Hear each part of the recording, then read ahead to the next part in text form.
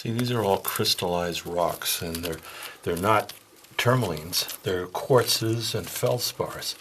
But besides looking for the chemistry of the minerals, we're looking for the grain size, the coarseness of grain, the texture.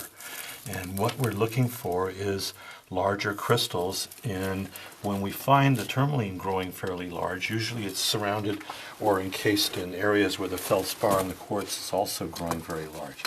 So in the case of the chimneys, when we find a chimney, we find sort of a vent trail from when gases and fluids came up, and then we look for the grain size along the chimney, and it gives us an indication of probably where pockets will be.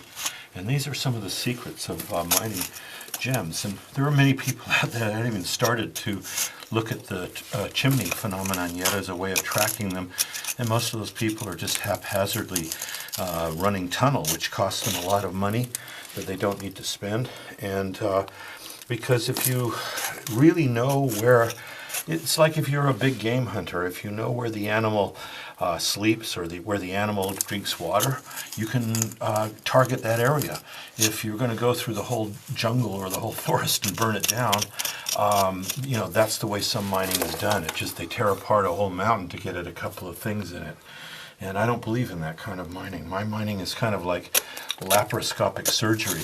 And once you understand the character of the minerals and what they're doing, you can pretty much see where they reside, where they're going to live. And that's what I'm doing right now, is I'm just probing for evidence of where a pocket may be living in this, not living, but in the literal sense, but a pocket may be emplaced in this rock.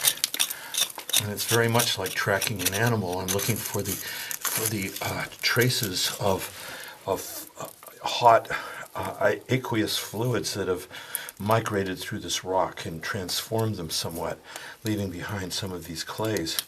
And you can see this dark brown clay here, probably emplaced after the pegmatite formed, but we're dealing with broken pieces of quartz here that have actual shiny faces on it. So even though it's not big enough yet, I'm getting closer. So that's the whole process that I'm involved in right now.